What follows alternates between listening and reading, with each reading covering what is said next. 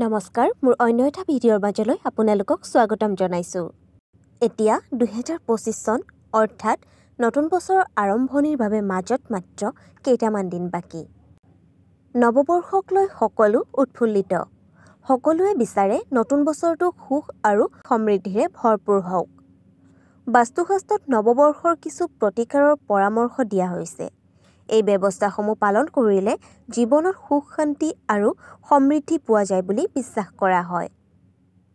আহকচোন জানি লওঁ 2025 চনত অৰ্থাৎ নতুন বছৰত আৰ্থিক সমৃদ্ধিৰ বাবে কোনবোৰ কাম কৰিব লাগে।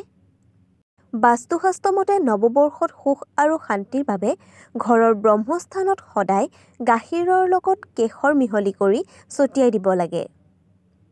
ইয়াৰ লগতে মূল গেটত কৰিৰ মালা এটাও ৰাখিব লাগে।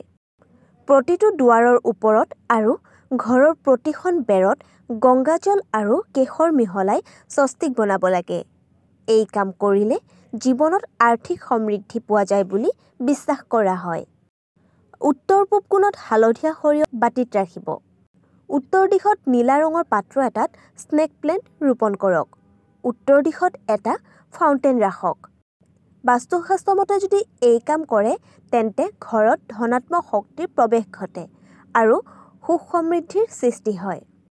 আপোনাৰ পৰিয়ালৰ এখন হাঁহিমুখীয়া প্ৰতিকৃতি বা ফটো উত্তৰ পূব দিশত ৰাখিব লাগে। মূল দুৱাৰৰ ওপৰত 3টা ময়ূৰৰ পাখি যদি নৱবৰ্ষত ৰাখে তেন্তে অতি শুভ বুলি মনা হয়।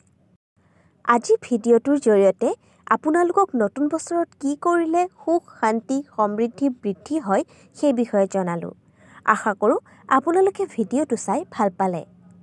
পৰৱৰ্তী ভিডিঅ' চাবলৈ চেনেলটো ছাবস্ক্ৰাইব কৰি বেল আইকনটো ক্লিক কৰি থ'ব।